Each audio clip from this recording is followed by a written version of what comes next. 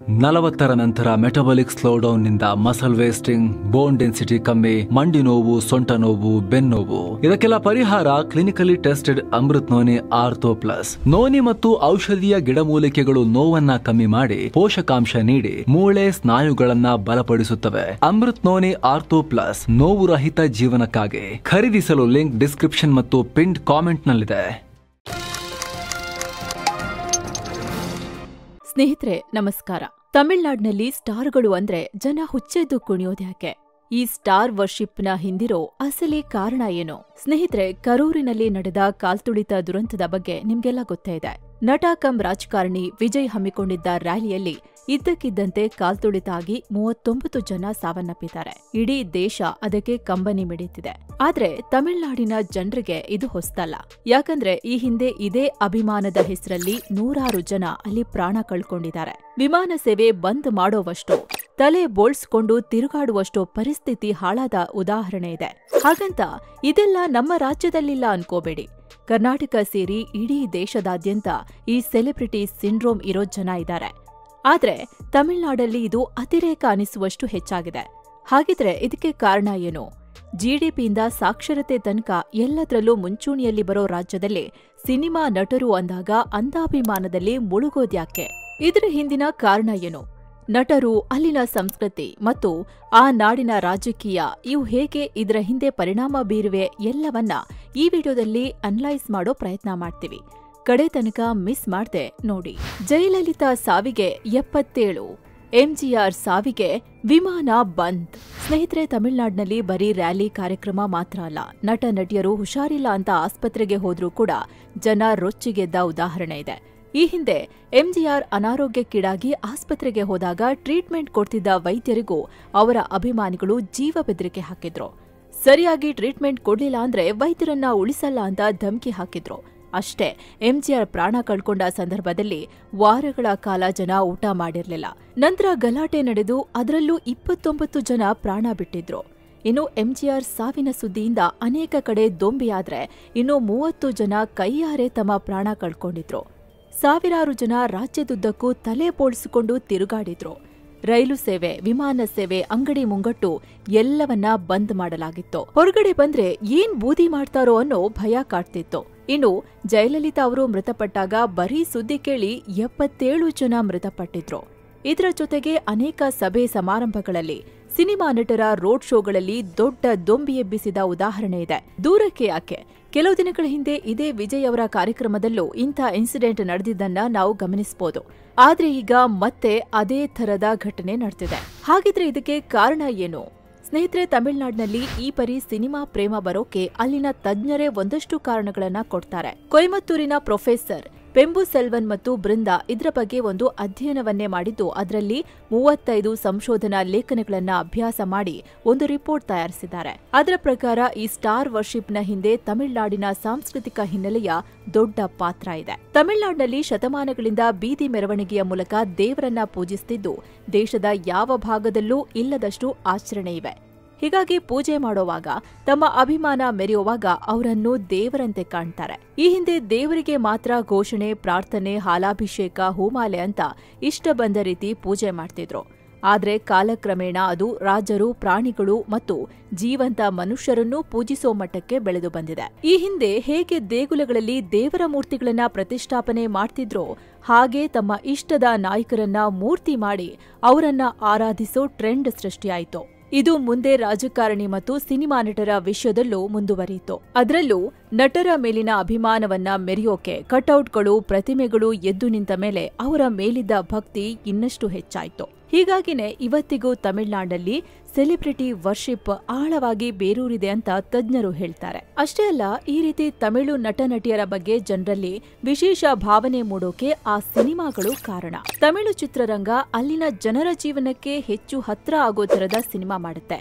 ತಮಿಳು ಜನರ ಮನೋಭಾವನೆ, ಅವರ ಜೀವನ ಶೈಲಿಯನ್ನ ಪ್ರತಿಬಿಂಬಿಸೋ ಹಾಗೆ ಹೆಚ್ಚು ಭಾವನಾತ್ಮಕವಾಗಿ ಆ ಸಿನಿಮಾಗಳಿರುತ್ತೆ.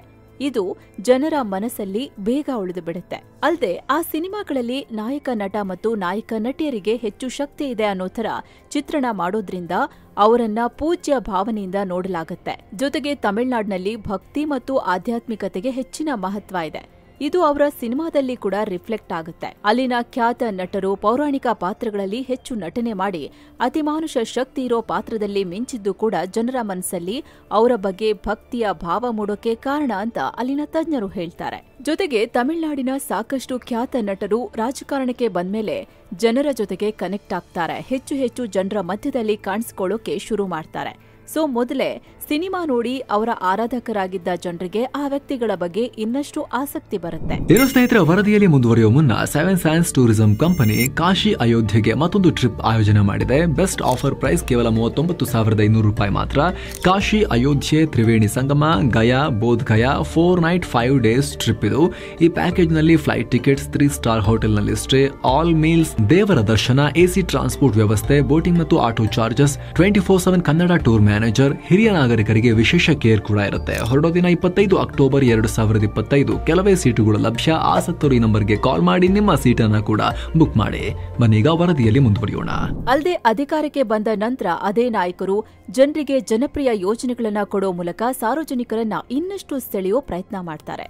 ಇದು ಜಯಲಲಿತಾ ಅವರಿಂದ ಎಂಜಿಆರ್ ತನಕ, ಸ್ಕ್ರಿಪ್ಟ್ ರೈಟರ್ ಆಗಿದ್ದ ಕರುಣಾನಿಧಿ ಅವರಿಂದ ಅವರ ಪುತ್ರ ಮಾಜಿ ನಟ ಸ್ಟಾಲಿನ್ ಅವರ ತನಕವೂ ಮುಂದುವರೆದಿದೆ. ಈ ಎಲ್ಲರೂ ಕೂಡ ದ್ರಾವಿಡ ಐಡಿಯಾಲಜಿಗಳ ಜೊತೆಗೆ ಇಂಥ ಜನಪ್ರಿಯ ಯೋಜನೆಗಳನ್ನ ತಂದಿದ್ದು ಸಿನಿಮಾ ಕ್ಷೇತ್ರದಲ್ಲಿ ಗುರುತಿಸಿಕೊಂಡಿದ್ದು ತಮಿಳುನಾಡಿನಲ್ಲಿ ಈ ನಾಯಕರ ಬಗ್ಗೆ ವಿಶೇಷ ಒಲವು ಇರೋ ತರ ಮಾಡಿದೆ. ಹಾಗೆ ಸಿನಿಮಾ ತಾರೆಯರ ಪ್ರಚಾರಕ್ಕೆ ಬಲಿಷ್ಠ ಸಂಘಟನೆಗಳಿದ್ದು ಊರೂರಲ್ಲೂ ಫ್ಯಾನ್ ಬೇಸ್ಡ್ ಆರ್ಗನೈಸೇಷನ್ಗಳಿವೆ. ಅಲ್ಲದೆ ಸರ್ಕಾರಿ ಯೋಜನೆಗಳು, ಹೊಸದಾಗಿ ಬರೋ ಕಾರ್ಯಕ್ರಮಗಳಲ್ಲೂ ವ್ಯಕ್ತಿ ಪೂಜೆಯನ್ನ ಪ್ರಮೋಟ್ ಮಾಡ್ತಾರೆ.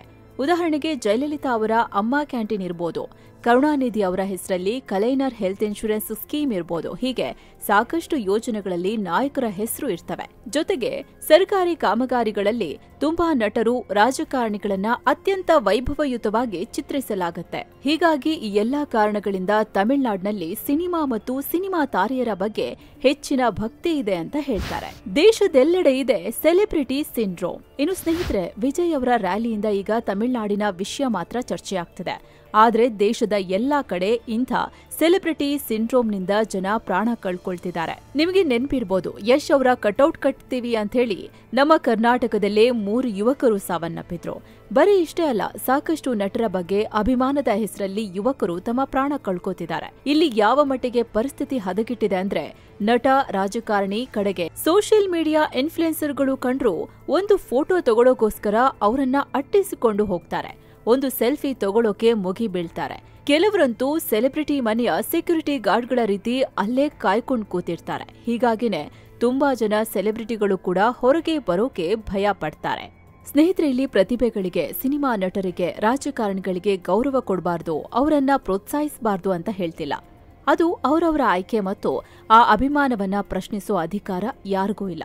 ಆದ್ರೆ ಈ ಅಭಿಮಾನದ ಹೆಸರಲ್ಲಿ ಪ್ರಾಣಕ್ಕೆ ಅಪಾಯ ಆದ್ರೆ ಅದು ನಿಮ್ಗೆ ನೀವೇ ಮಾಡ್ಕೊಂಡ ದ್ರೋಹ ಆಗತ್ತೆ. ಕುಟುಂಬಗಳನ್ನು ಶಾಶ್ವತವಾಗಿ ಶೋಕಕ್ಕೆ ತಳ್ಳಿದಂತಾಗತ್ತೆ. ಮಾನಸಿಕವಾಗಿ ಕೂಡ ಸಮಸ್ಯೆಗೆ ತುತ್ತಾಗಬೇಕಾಗತ್ತೆ. ಇಷ್ಟೆಲ್ಲ ಯಾಕೆ ಹೇಳ್ತಿದ್ದೀವಿ ಅಂದ್ರೆ, ಇವತ್ತು ಈ ರೀತಿ ಹುಚ್ಚು ಅಭಿಮಾನಕ್ಕೆ ತುತ್ತಾಗ್ತಿರೋದು, ಹೆಚ್ಚು ಬಲಿಯಾಗ್ತಿರೋದು ಬಡವರು ಮತ್ತು ಮಿಡ್ಲ್ ಕ್ಲಾಸ್ನ ಮಕ್ಕಳು. ಅವರಿಗೆ ಮನವರಿಕೆ ಮಾಡೋಕೆ ಯಾರೂ ಇಲ್ಲ. ಹೇಳಿದ್ರೂ ಕೂಡ ಕೇಳೋ ಪೇಷನ್ಸ್ ಇರಲ್ಲ. ಇದರ ಪರಿಣಾಮ ಸೆಲೆಬ್ರಿಟಿ ಸಿಂಡ್ರೋಮ್ ಅನ್ನೋ ಹೊಸ ಕಾಯಿಲೆಗೆ ಅವರು ತುತ್ತಾಗ್ತಾರೆ. ಅದಾಗೆ ಸ್ನೇಹಿತರೆ, ಈ ಸಿಂಡ್ರೋಮ್ಗೂ ಒಂದಷ್ಟು ಲಕ್ಷಣ ಇವೆ.